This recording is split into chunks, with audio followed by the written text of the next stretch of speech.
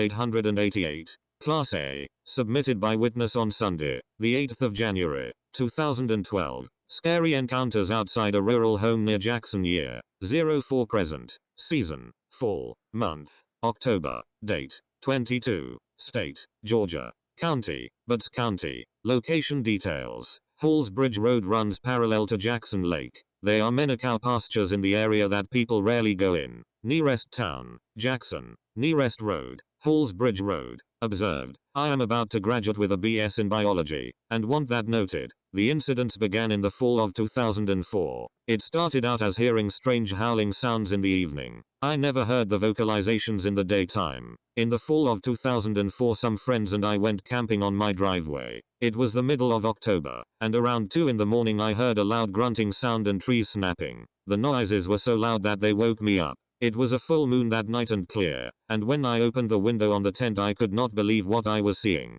I saw a large dark figure with eyes that seemed to illuminate red in the moonlight. It was beating something in the head which I found to be a deer come sunup. The creature dragged the deer up to the top of the hill above the campsite. It walked up on top of some big rocks and I could make it out perfectly 8 to 10 feet tall and covered in hair. The one friend who stayed the evening saw the exact same thing. I watched it eat the deer. It pulled off appendages like it was nothing. Shortly after it started eating it noticed our tent. It walked right down to the side of the tent, and the smell coming off of it was intensely musky. It knocked the frying pan out of the tree by the tent as it was walking by, and when it hit the ground, it ran back to the top of the hill. The deer carcass was gone, but hair and intestines were left behind. The liver, spleen, heart and lungs must have been eaten. We followed the drag marks from the carcass and found a mass of pine trees bent and broken into some form of shelter. I have many other encounters that I can share. They are real and they are here. I have had rocks thrown at me, and I have been charged by one twice. I barely got inside the house both times.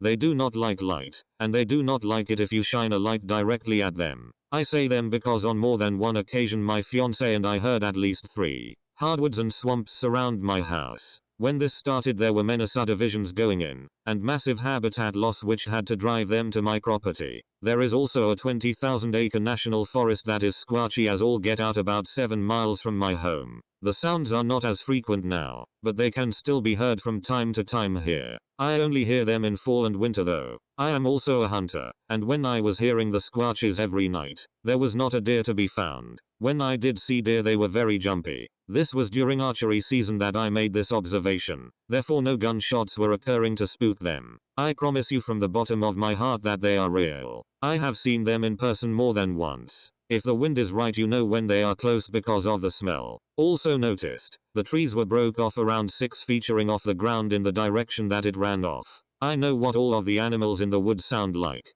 Coyotes, owls, foxes, anything in the woods. I am not mistaking these howls for coyotes or owls. These howls are very deep, long, and you just know something big is doing it. The first time I ever heard it, and did not know what it was, the hair on the back of my neck stood up. It felt like some deep instinctual acknowledgement of danger. Other witnesses. One witness. Sleeping. Other stories. I never really talk about it because most folks laugh at me when I talk about it. They tell me I am dreaming. The houses are pretty well spread out, but some of the neighbors asked me what the howling sounds were. Time and conditions. First sighting it was clear and cool. It was around 2 in the morning and it was a full moon. Environment. Hardwood Ridge which is surrounded by pine thickets. Follow-up investigation report by BFRO investigator R. Monteith.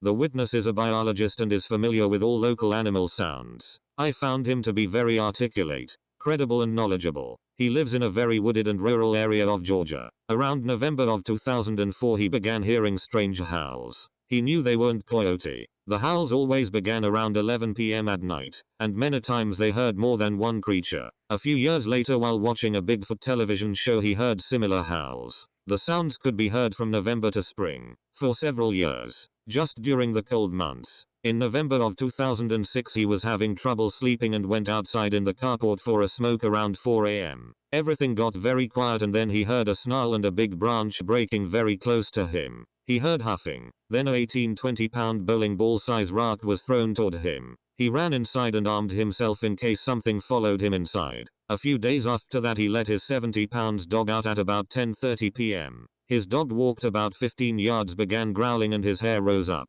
He heard a huff, and he turned a 15 million candle power spotlight in the direction of the sound. Standing in the open less than 100 yards away was an 8-10 foot Bigfoot. The creature turned his head trying to deflect the light in its eyes and snarled as it had before. It then charged towards him and the dog, starting on 2 legs, then switching to quadrupedal, then back to 2. Both he and his dog ran into the house. He grabbed his firearm again, hoping it would not enter the home. He never looked backward to see how close it came to the house before it stopped. Other details he noticed. It was dark brown and had a lot of gray around its face. The eyeshine was amber colored. It had a prominent brow ridge, and its hair did not fall below that. Its nose was flat and wide. The shoulders were very broad, like a football player with pads on. Its hands hung below its knees. 3 weeks after that, he let his dog out again at about the same time. The dog once again began growling. He shined the light and the creature was there but much closer. It huffed, and once again charged him, this time staying on 2 feet the entire time.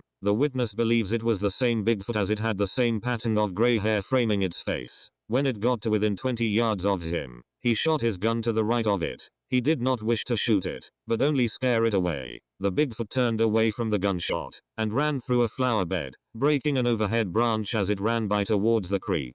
Because it came within 15 feet of him he was able to see it more clearly. He noticed the genitals and could tell it was a male. Its back had more gray than the rest of the body, and it reminded him of a silverback gorilla. The next day he and his friend followed the path they thought it took. About a mile away they found a lean-to-like pine structure. A pine tree had fallen, and several pine branches has been teepeed around it to make a shelter. He smelled a skunky dog-like odor. The shelter was about 5 feet high, and large enough inside to fit more than one Bigfoot. The area where the structure was got clear-cut in 2008. Since that time the howls have been few and far between, and they sound as if they are much further away. He has a memory of when he was a teen. While camping with his friend on his property, he was awakened by loud thumping noises. He remembers it was the October full moon, so he was able to see very well. When he looked out the tent, he saw a tall, dark figure about 45 yards away hitting something on a tree. He also smelled a very foul odor. He watched the figure carry something large up the hill and then it sat down. His friend woke up at that time and questioned him about the odor. When his friend spoke,